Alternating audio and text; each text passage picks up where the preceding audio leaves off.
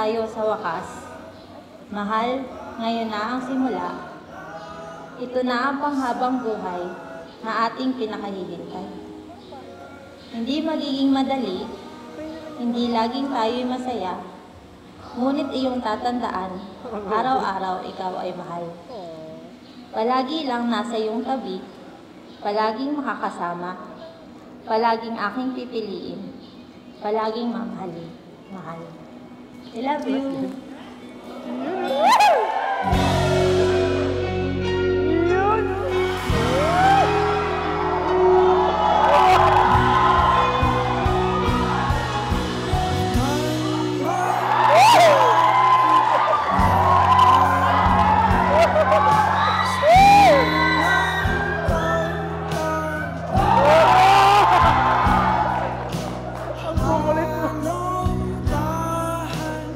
Ria, Beshi, mahal at ngayon misis ko. Today officially, legally, begins my lifetime with you. Mahal. Love you. Dami. Naalala mo ba dati? Beshi pa lang tayo nun eh. Fideli pa lang yung tawag ko sa'yo. Beshi pa lang yung turing natin sa isa't isa. Pero tingnan mo ngayon, ikakasal na tayo.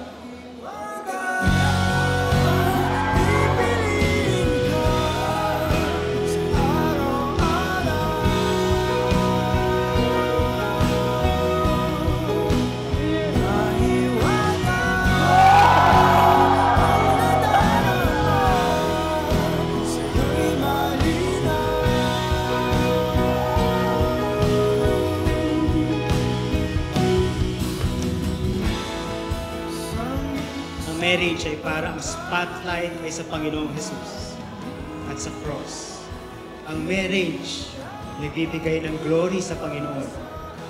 Gaya ng buong buhay natin, ay binabalik natin ang papuri sa Panginoong Diyos. Ang marriage niyo dapat nagbibigay ng papuri sa Panginoon.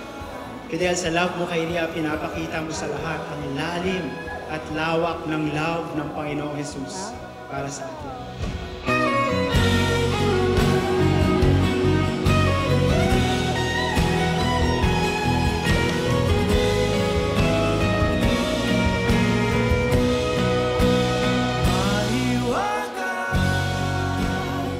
Narating na natin yung pinagpipray natin na next step sa ating relationship. Ito na yung pinakahihintay natin. Mga daming pagsubok na hinarap, pero nalagpasan natin natin.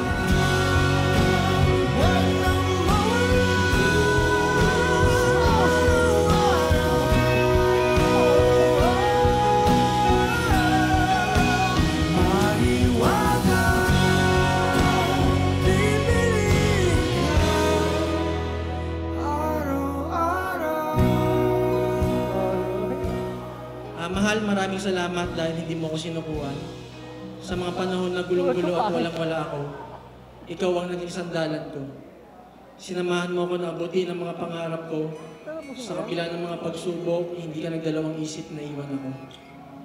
Simula tayong mag-usap hanggang sa nagkasama sa ministry, mas naging close, naging beshi, nagdigawan, naging tayo.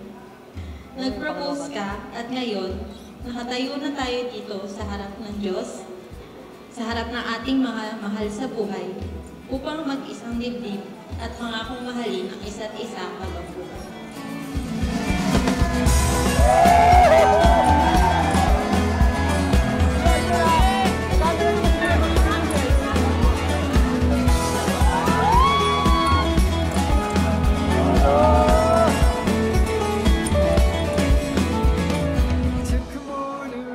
Payo ko lang sa iyo, sana kung nag-asawa ka, huwag kayo mag-away.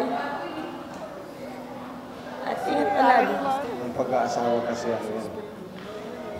Lifetime commitment, hindi yung anandalian lang. Talagang habang buhay kayong magsasama, kung may hindi pagkakaunawaan, pag-usapan nyo lang lagi.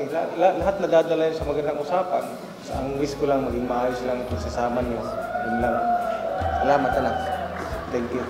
Thank you sa inyo, Pa, sa pagpapalaki sa amin ng maayos and sa pag-aalaga nyo since mga bata pa kami na as mag-asawa na, sana nandiyan pa rin kayo sa tabi ko, alalay at gagabay sa akin. Oh, magpakabait ka. Ako pa talaga. Maging mapagmahal. Walang marriage na perfect. Pero siguro, just bear in mind, yung araw na to. Why have you decided na magpakasal kayong dalawa? Yun ang laging tatandaan mo pagka...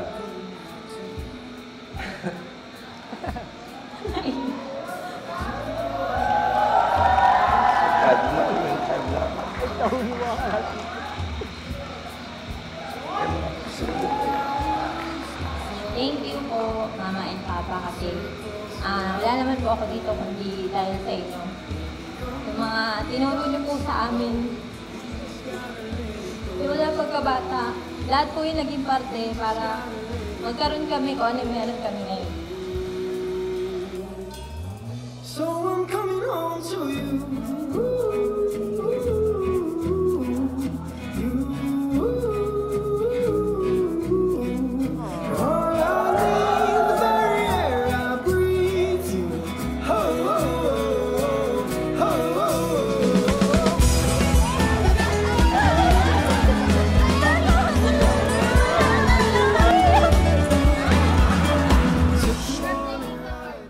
Tulad ng motto namin sa PNP, to serve and protect, I will serve you forever and always protect you. Huli. Mahal, ito lang ipapangako sa'yo. Hindi ako masasawang umunawa o paano pasensya at sumuporta sa'yo kahit na ang hirap ng trabaho mo. I'm not perfect, but with the guidance and grace of the Lord, I will do my best to become the ideal husband and father of our future kids.